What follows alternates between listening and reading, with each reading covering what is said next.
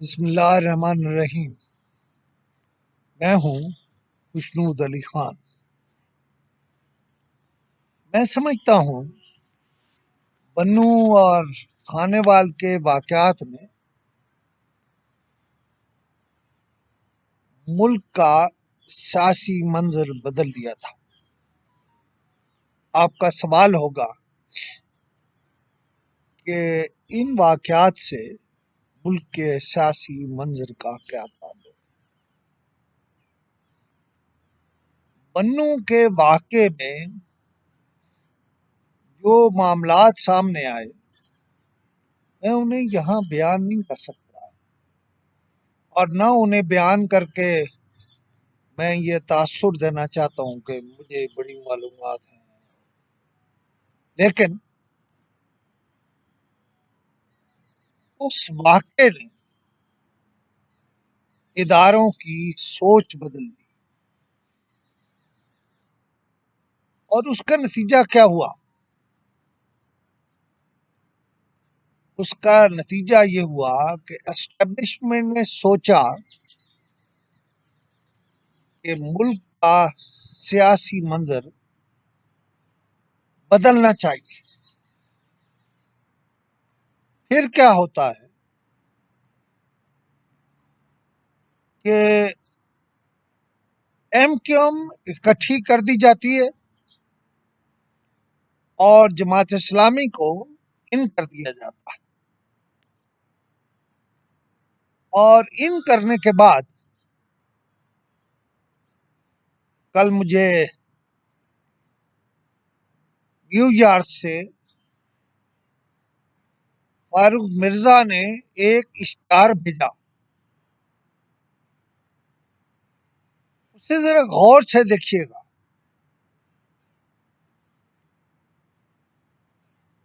جماعت اسلامی کے امیر مولانا سراج الحق ان لوگوں سے خطاب کر رہے ہیں جن کے بارے میں انہیں معلوم نہیں کہ وہ کون ہے، ان کی کیا بیک گراؤنڈ ہے، ان کی سوچ کیا ہے۔ سراج الحق صاحب تو شاید ان کی سوچ بدل رہے ہوں گے، لیکن سراج الحق صاحب نے ان سے کیوں خطاب کیا، انہیں کس نے مجبور کیا، یا انہیں کس نے راضی کیا کہ وہ اس کو خطاب کریں؟ بہرحال ان کا امریکہ میں خطاب بھی اسٹیبلشمنٹ کا ایک منصوبہ ہو۔ میں کہہ نہیں رہا تھا، میں کہہ رہا ہوں کہ منصوبہ ہوگا، اور اس اکٹھ میں یا اس اجتماع میں بہت سارے ایسے لوگ بھی شریک تھے جو اسرائیل کو تسلیم کرنے کے لیے کام کر رہے ہیں۔ لہذا میں اس کی تفصیل میں بھی نہیں جاتا، اور میں نہیں کہتا کہ کوئی سراج الحق یہ سوچ رہے تھے۔ سراج الحق کو تو میرا خیال ہے وہ فہرست بھیجی بھی نہیں گئی تھی کہ آپ کو جو خطاب کرنا ہے وہ فلاں فلاں سے کرنا ہے، فلاں فلاں موجود ہوں۔ اب جاتے جاتے ایک اور بات بتا،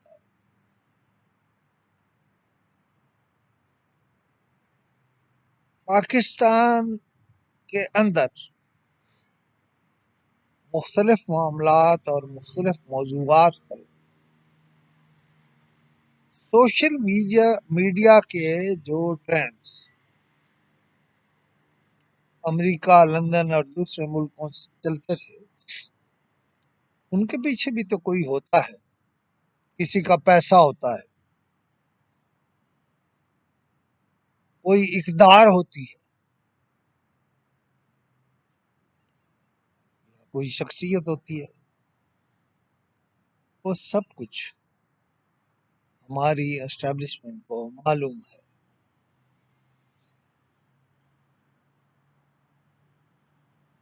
میں اگر اس کی تفصیل میں چلا جاؤں گا تو پھر میں ڈریگ ہو جاؤں میں نے آپ کو بتا دیا کہ اسٹیبلشمنٹ کو یہ معلوم تھا، معلوم ہے، معلوم ہو گیا ہے کہ وہ ٹرینڈز کون چلوا رہا تھا، وہ جس سے لا تعلقی کا اظہار کیا جاتا ہے، ہو سکتا ہے وہی ہو۔ اور ایک اور بات نشانی کے طور پر آپ کو بتاتا ہوں کہ عدالت نے عمران خان کو سختی سے پیش ہونے کے لیے جو کہا ہے وہ بھی ایک اہم بات ہے۔ بہرحال میں بات کر رہا تھا کہ کراچی کے بلدیاتی انتخابات میں جماعت اسلامی کی انٹری ہوگی۔ یہ انٹری کیا ہے، یہ بھی پورا ایک لیبوریٹڈ سسٹم ہے،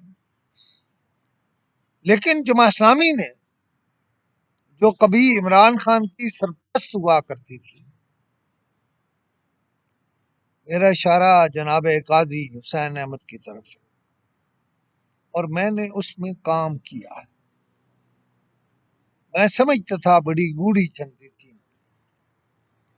لیکن کراچی کے انتخابات میں جماعت اسلامی نے پی ٹی آئی کو ڈنڈ ڈالا، کسی اور نے نہیں ڈالا، پیپلز پارٹی نے نہیں ڈالا، یہ جماعت اسلامی ہے جس نے ڈنڈ ڈالا ہے۔ دیکھیے ایک اور بات کہہ دوں گا، پھر آگے میں بولتا رہوں گا اور آپ کو سمجھ آتی رہے گی۔ یہ جو جماعت اسلامی سخت احتساب کی بات کرتی ہے، احتساب ہو تو قانون ہی اڑ گیا، اڑا دیا اگلوں نے۔ لیکن ایک بات بتا دوں آپ، اب جو نگران حکومتیں بنیں گی ان میں بات سخت نہیں، سخت ترین احتساب کی طرف جائے گی۔ اور اس میں کیا کیا ہوگا، وہ جو پچھلے 3-4 مہینے میں ایسا بیرون ملک مقیم ہوا، یعنی منتقل ہوا،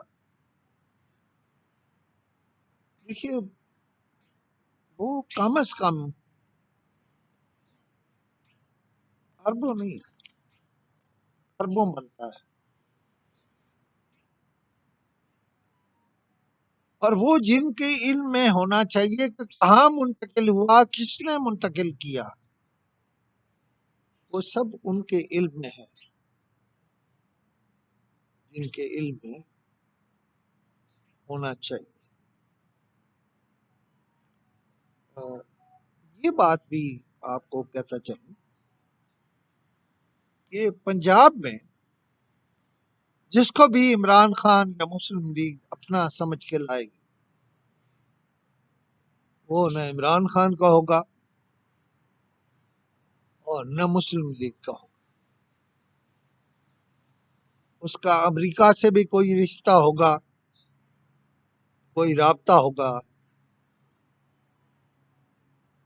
اور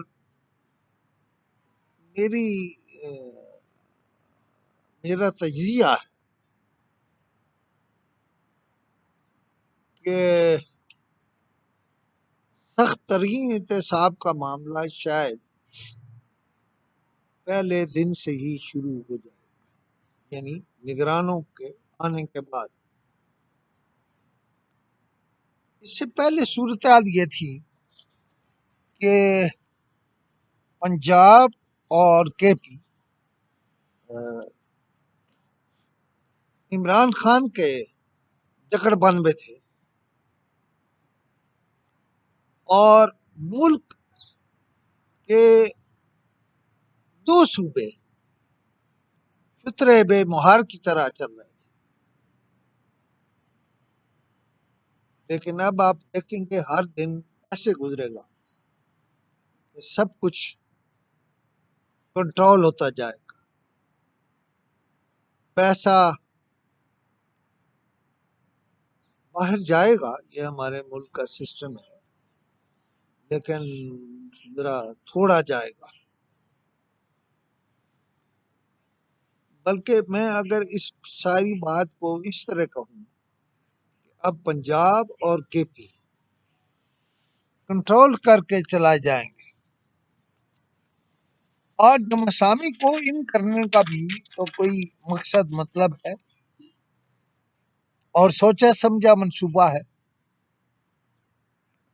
اگر آپ کراچی کے نتائج دیکھیں، بلکہ آج اس طرح انالیسس کیجیے گا کہ پی ٹی آئی جہاں سے یا جتنی آؤٹ ہوئی ہے، جماعت اسلامی اتنی ہی ان ہوئی ہے۔ اور میں یہ سمجھتا ہوں کہ ایم کیو ایم کا بلدیاتی انتخابات کا بائیکاٹ بلا وجہ نہیں ہے،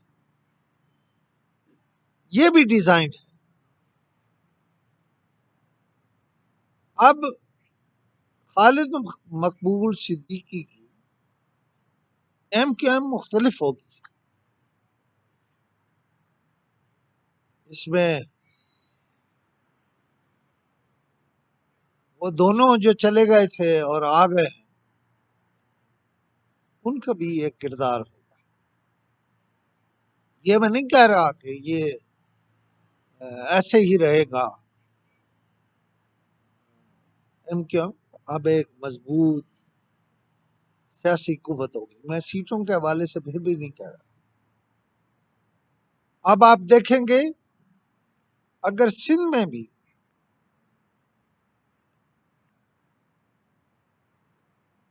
کوئی